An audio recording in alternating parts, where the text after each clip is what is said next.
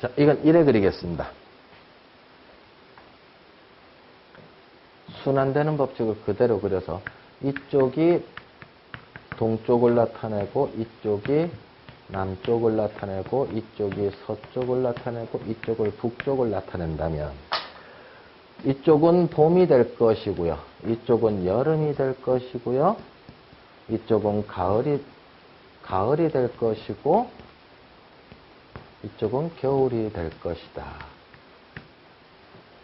그래서 해가 뜨는 방향에서 해가 점점점 중천에 떴다가 해가 지는 방향으로 이렇게 도는 걸로 해석을 하면 이거 무슨 색깔로 칠했고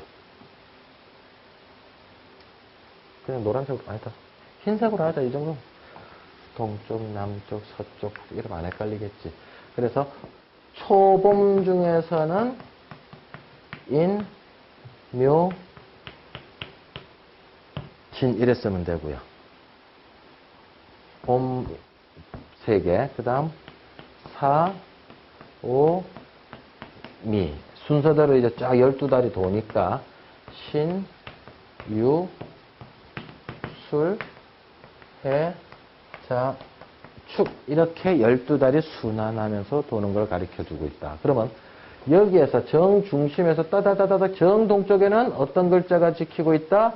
묘라고 하는 글자가 정동쪽을 사용하게 되고 그 다음 내려가니까는 정남쪽에는 오라는 글자가 상징을 하고 있고 그 다음에 정서쪽은 유라는 글자가 담당하게 되고 정북쪽은 자라는 글자가 위치를 맡고 있다. 그래서 저 글자가 자, 오, 묘, 유예요.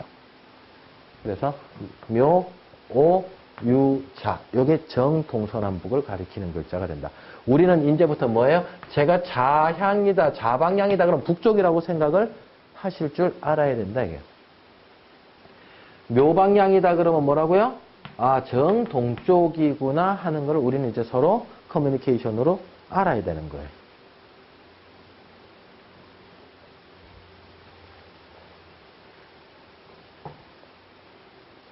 그러면 여기다가 한 번 더 복습 들어갑니다.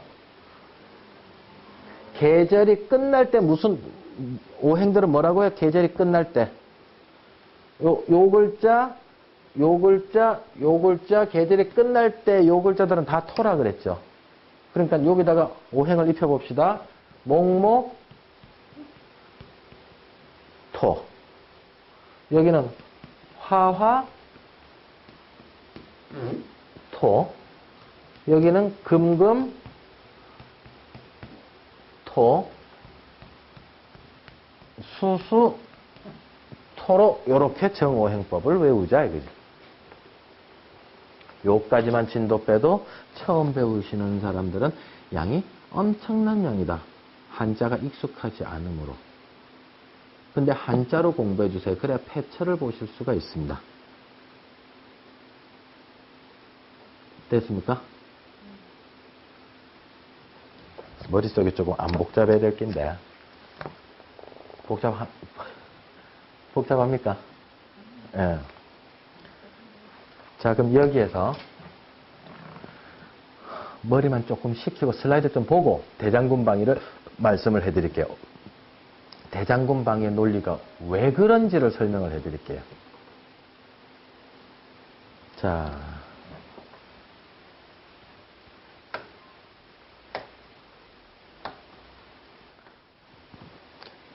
김유신 장군 묘입니다. 뒤에 주산이 잘생겼다 못생겼다?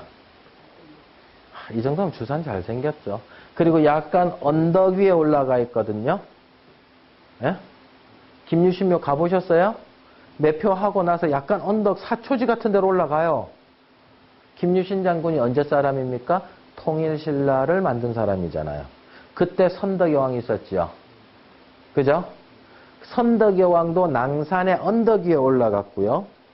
그 다음에 김유신 장군묘도 언덕 위에 올라갑니다. 그 전에 진평왕릉은 어디예요? 진평왕릉은 평지능이에요. 그래서 우리 경주왕릉 가면은 주로 평지에 있는 능을 많이 보잖아요. 그게 능인지 총인지 모르겠지만 능하고 총 구분됩니까?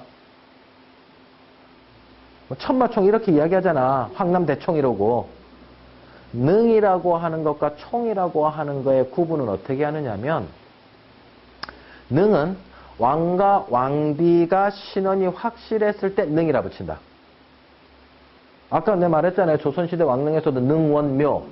왕과 왕비일 때만 능이라 붙였듯이 경주에서도 신문왕능, 선덕여왕능, 진평왕능이라고 왕이 확실히 됐을 때 능이라 붙이고 누구 봉분인지 모르겠다. 이게 왕릉인지 사대부 무덤인지 모르겠다. 그렇지만 거기서 어떤 특이한 유물이 나왔다. 안 그럼 지역 이름을 따서 천마총, 황남대총. 누군지 모를 땐 총이라 붙인다. 무덤 총자. 오케이요? 네. 어쨌든 선덕여왕전의 진평왕 정도까지는 평지로 갔어요. 원시 무덤이. 근데 형세론이 그때 들어왔단 말입니다. 그래서 산줄기 위에 올라타야지 좀 더 좋은 기운이다 해가지고 김유신묘나 선덕여왕릉들은 그때부터 산지 위로 올라가기 시작합니다. 그랬다 또 나중에 또 평지 내려오고. 그래서 경주에서 무덤 공부를 한다는 건 위험천만하다. 풍수 이론이 정립되어 가고 있는 과정이 막 혼합되어 있기 때문에 경주에서 풍수 공부, 왕릉 공부했다고 이야기하는 사람은 정말 조심스러워요. 지금 얼마 전에 돌아가신 분, 지금 왕릉 이름 다 잘못 배합되어 있다라고 이야기하고 돌아가신 분 계시거든요. 경주대 교수셨는데 교통사고로 죽었는데 지금 왕릉 이름들이 실제 들어가 있는 사람하고 무덤들이 다 다르다. 상당수 다르다 하고 논문 써냈는데 논문을 쓰고 책을 펴내고 얼마 있다 교통사고로 돌아갔는데 그게 만약에 틀렸다 그러면 다른 논문들이 다 뒤집어질 가능성이 많아요. 수백 편의 논문들이. 이해됩니까? 심지어 풍수에서 경주 왕릉을 공부한 내용들도 틀릴 수도 있다는 얘기예요.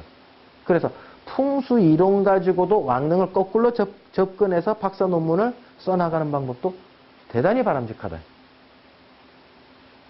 사료만이 아니고요. 자, 김유신 묘입니다. 자, 병풍석에 이건 아까 그 난간석이었다. 난간석. 아까 그 병자 있고 임자 있는 거 그 난간석이고 이게 이제 병풍석인데 병풍석에 이거 무슨 그림으로 보여요? 자축이 묘진 섬이 신유술회 중에 양그림이니까는 어디 쪽 방향이에요? 미방향은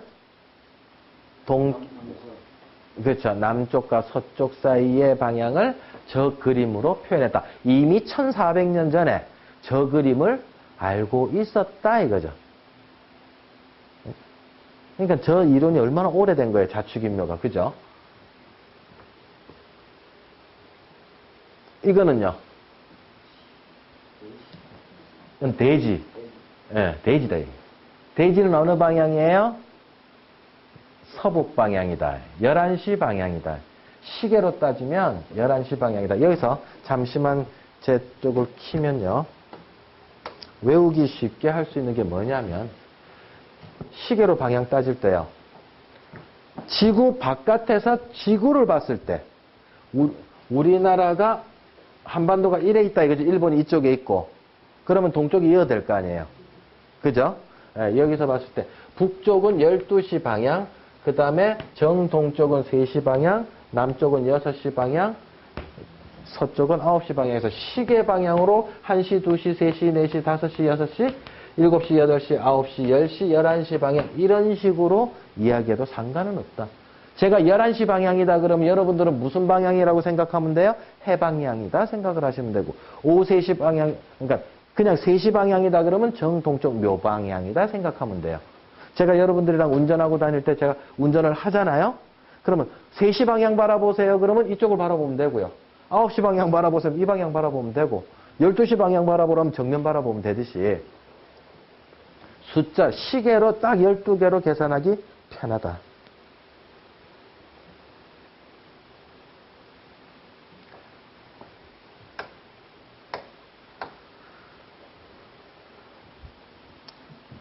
자, 여기는 인조능이라고 경기도 파주시에 비공개능이 있습니다. 뒤에 잉이 아주 이쁜 이제 인조능이 있는데 제가 허가를 못 얻어갖고요. 철조망 넘었다는 거 아닙니까? 어째 들어왔어요? 그러니까 이제 제 신분을 이야기해주고 막 비공개 능이지만 막 들어왔습니다. 미안합니다. 사진 좀 찍을게 하고 또 열심히 찍었어요. 예. 거기에 보면은 여기는 병풍 속에다가 이제는 그림이 아니고 조선시대는 그 문자로 그대로 썼다. 김유신 묘는 삼국시대 때는 동물 모양을 그대로 썼고, 그 다음 철종능을 한번 볼게요. 철종능은 쌍능이죠. 철종능은 경기도 고양시에 있는데 그 앞에 딱 보면은 이건 아주 선명하게 100년밖에 안 됐잖아요. 그죠? 철종은. 그러니까 말오자다. 그럼 저 방향은 바로 뭐다? 남쪽이다. 그럼 제가 이게 혼유석이거든요. 앞에 혼이 논이는 석이다. 혼유석 바로 앞에 딱 대고 찍었으니까 이게 좌향이죠. 이 봉분에 향하고 있는 방향이라. 이 오방향이라. 오방향으로 관이 향하고 있는 거예요. 발 쪽이.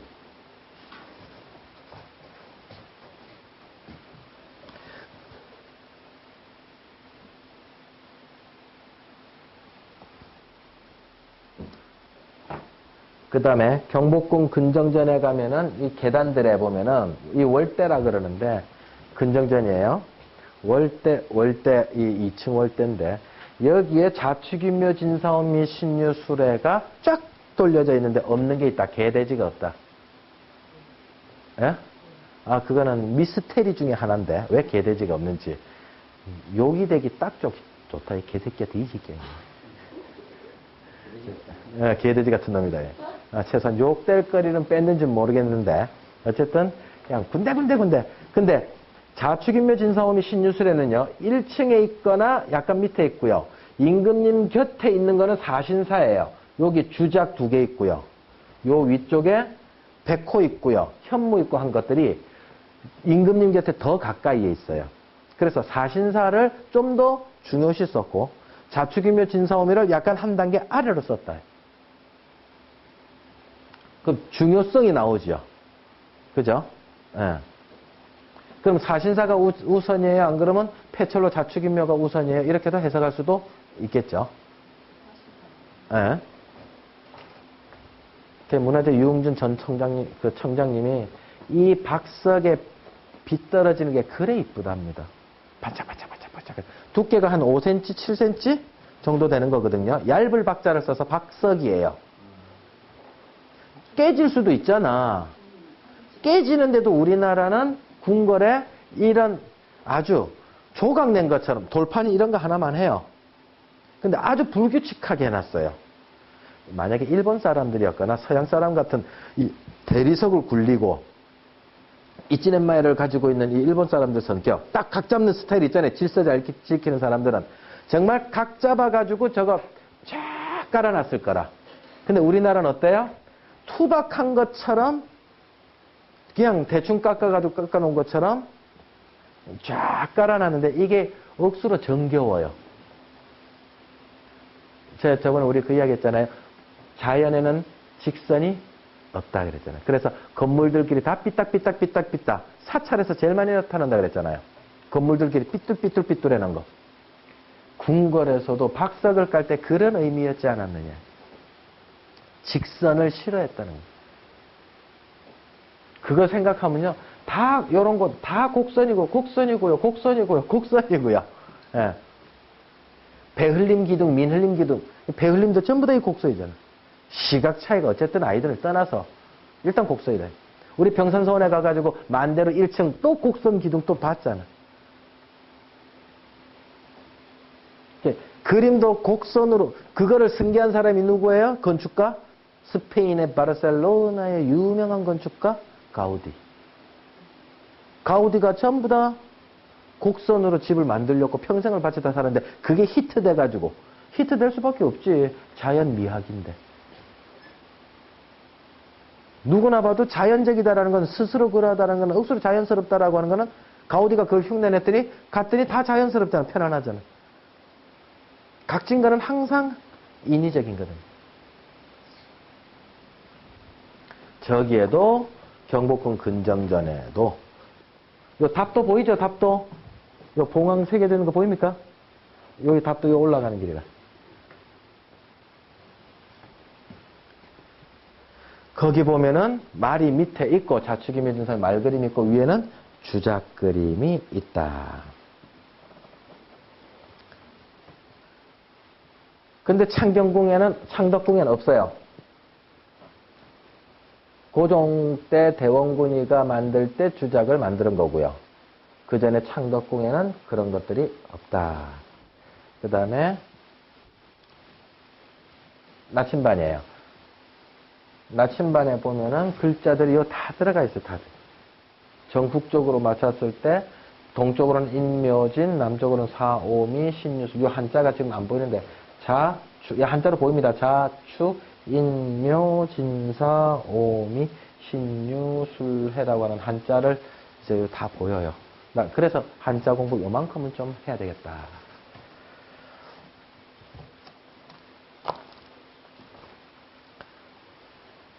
자, 그러면 대장군 방위에 대해서 말씀을 드리겠습니다. 자, 이거 좀 너무 지저분한데 여기다 그대로 써야지 여러분들이 이해하기 편할까? 좀 복잡합니까? 여기다 좀만 더, 아유, 너무 정신이 없다. 이거 좀 지하 같고.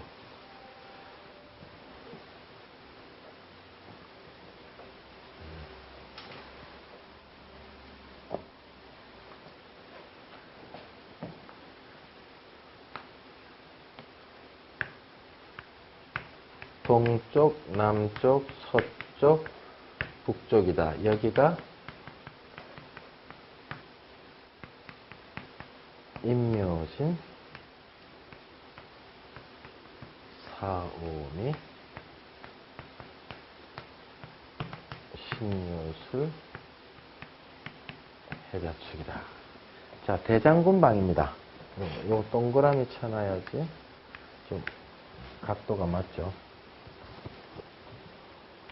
자, 이 자축인묘 진사오미를 대장군 방위를 공부를 하게 될 때, 자, 맨 처음에는 자축인묘가 월부터 시작해서 나중에 시나 일까지, 년까지 이제 확대 해석이 돼서 가게 되는데, 자축인묘를 쓰게 되는데, 그게 나중에 사주팔자라는 학문까지도 만들어내죠. 이때 대장군 방위를 명 갖고 따지는 방법으로 자축인묘를 여다가 활용을 해서 만들어내는 게 자월이다 축월이다를 자시 축시다 한 게 하루를 12개로 쪼갠 걸 했잖아요. 올해 임진년이에요, 용띠예요. 이런 식으로 년에다가도 자축인묘를 집어넣어서 활용하는 방법을 우리는 지금도 쓰고 있는데, 지금 요거 갖고 대장군 방위를 알아보면, 자, 북반구에 사는 사람 누구에게나 통용되는 겁니다. 이 대장군 방위라는 거는. 논리를 알자는 거지, 대장군 방향으로 가면 이 전부 다 탈난다, 이런 문제는 아닙니다. 자, 올해 노란색. 잘 없노? 노란색이. 너무 작잖아? 올해 2012년이에요. 작년이 2011년, 2010년. 그전에는 2009년, 2008년, 2007년. 내년에는 2013년, 2014년, 2010, 요쪽은 과거로 적을 수도 있고, 이쪽에서 보면은 미래로 적을 수도 있으니까 굳이 안 적겠습니다. 그러면 12년의 동서남북을 4개로 쪼개서, 지금 우리는 어느 동네에 살고 있다? 2012년 진년 동네에서 살고 있다. 이렇게 해석을 합니다. 진년 동네에서 살고 있다. 그럼 우리는 현재 어디에서 살고 있는 거예요? 동쪽 동네에서 살고 있는다. 그럼 우리는 언제부터 동쪽에서 살았어요? 2010년, 2011년, 2012년 동안은 동쪽에서 산다 이 소리예요. 우리는 그냥 동쪽 나라에서 살고 있다 이래 생각하시면 돼. 근데 그럼 그전에는 어디서 왔겠어요? 2007년, 2008년, 2009년 동안은 여기서 살다가 2010년이 되면서부터 동쪽 동네로 왔어요. 그러면 그전 동네는 요 동네 살기 전에 그 3년 동안에 이 동네, 북쪽 동네는 우리가 막 지나온 과거 동네지요. 여기서 3년 동안 씨 뿌리고 캐 묻고 씨 뿌리고 캐어 묻고 거기 있는 거 막 묻고 예? 먹을 거리를 싹 3년 동안 다 먹어놓고 이쪽으로 왔다 이거지. 새로운 땅으로. 근데 다시 이사할 일이 있어서 거꾸로 이 동네를 가면 먹을 게 있겠다 없겠다. 먹을 게 이쪽은 또 새로운 땅이니까 먹을 게 자라났을 낀데 이쪽은 거꾸로 가니까 먹을 게 없더라 이거지. 그래서 이쪽으로 가지 말아라. 이 3년 동안에는 옛날 동네인 북쪽으로는 가지 말아라 하는 게 이게 대장군방이에요.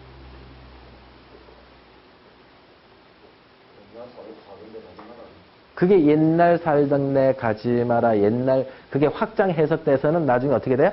옛날 살던 집 2번 다시 들어가지 마라는 소리까지도 나오게 되는 일이 생기는 거예요.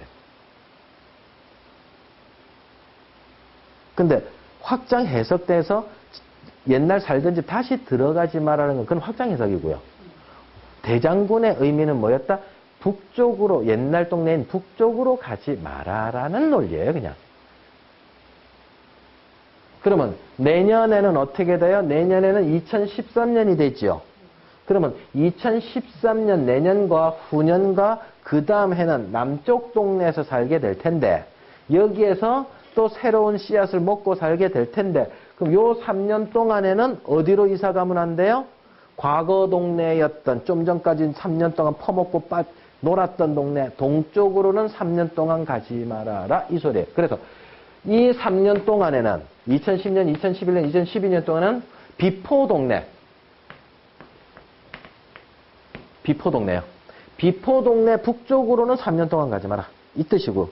그 다음 이때 3년 동안은 비포 동네 동쪽으로는 살던 집에서 기준입니다. 살던 사무실에서 기준입니다. 이쪽으로는 전 동네로는 가지 말아라 하는 게 이게 대장군 방위 논리다. 이게 다시 말해서 무슨 뜻이냐? 고물론 중에 하나다. 다 됐는데 왜 또 다시 쓰냐 이거지.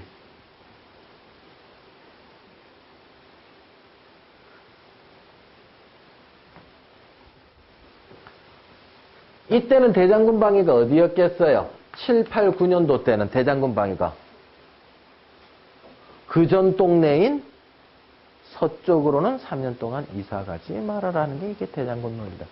자, 그러면 대장군 방향이 논리가 이해됐으면 그게 진리를 하락했습니까? 말락했습니다. 진리로 볼 필요까지 없다 그랬죠. 논리가 맞고 내 머리로 이해됐다 해서 진리라고 생각하지 마라. 믿든 안 믿든 상관없는데. 자, 그럼 대장군 방향 쪽으로 피해간 대장군 방향이 그래 중요하다면 예? 대장군 방향을 무시하고 그쪽 대장군 방향으로 이사간 사람 다 망해야 했으며 대장군 방향 피해가 간 사람은 망하면 안 돼요. 그래 대장군이 중요하다면. 근데 대장군 방향 피해가 간 사람도 망하거든. 그 다음에 간 사람도 뭐 대충 또 별탈 없이 사는 사람들도 많이 봤고. 그래서 논리가 그렇다는 것이지 100% 효과가 있다라고 단정지을 논리는 아니다라는 거예요. 우리 정서에서는 대장군 피해가자는 논리다 이거지. 근데 선생님 갈 수밖에 없습니다. 어떻게 하면 좋겠습니까? 그러면 뭐라 한다? 돌아라도 가세요. 솥단지랑 칼이랑 먼저 갖다 놓고 그 다음날 들어가세요라든가 뭐 여러 가지 편법을 쓰는 방법이 있는데 편법은 편법일 따르고 논리는 지금 논리일 따릅니다. 100% 믿지는 말되 알아서 적용을 해서 좋은 게 좋은 거니까 라고 좀 쉽게 생각해 줬으면 좋겠다.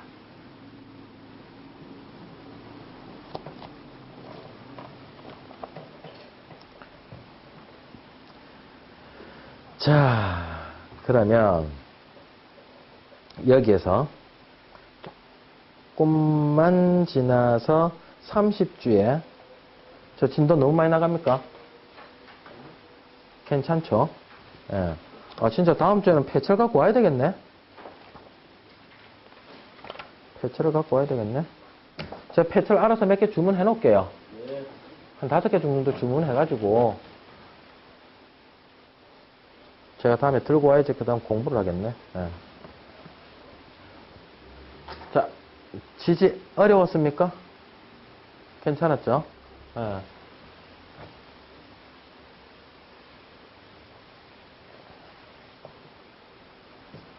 그 다음에 이제 배워야 될 게 육식갑자다. 십천간이 갑을병정 무기경신임계가 10개로 돌아가고요.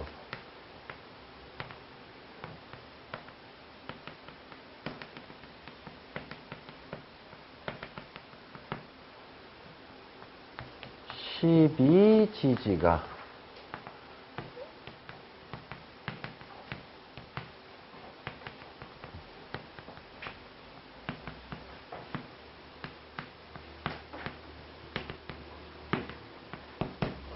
이렇게 12개가 이제 서로 짝을 이루면서 하늘의 기운과 땅의 기운이 서로 짝을 이루면서 한편 위에는 10개요 밑에는 12개이기 때문에 이제 서로 좀 있다가는 엇갈려서 가는 일들도 이제 막 생긴다 이거지.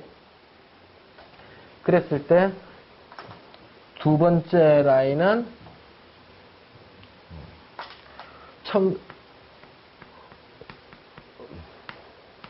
천간은 천간대로 10개가 계속 돌고 지지는 지지대로 따로 계속 돌고 그럼 이것도 한 탐포 끝났어요. 그 다음 해, 자, 축, 인묘, 진사, 오미 지지는 아직 덜 썼죠.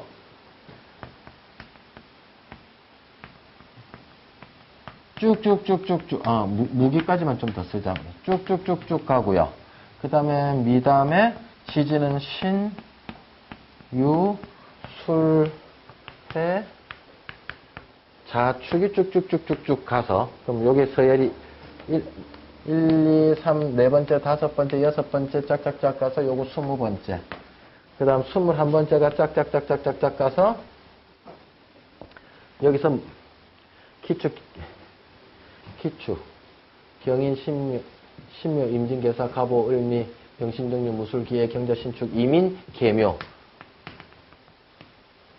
계묘가 40번째가 되고 그 다음에 또 갑진부터 시작을 해서 갑진, 을사, 병호, 신묘 따따따따따따따따 가가지고 경신이 57번째, 신유가 58번째, 임술이 59번째, 계해가 60번째.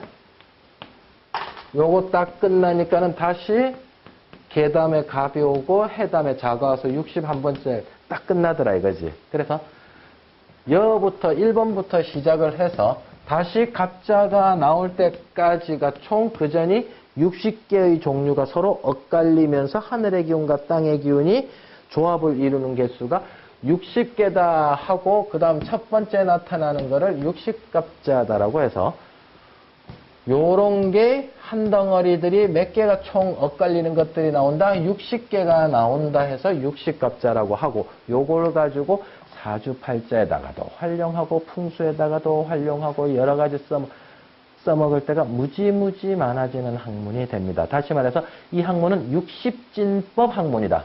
컴퓨터가 2진법이고요. 손가락이 5진법이고요. 그 다음 손가락 2개가 10진법이고 이거는 60진법의 놀이다. 60진법이라는 말 뜻은 요걸로 해석하시면 된다. 그래서 딱 60년 만에 한 번 온다. 그게 환갑이다.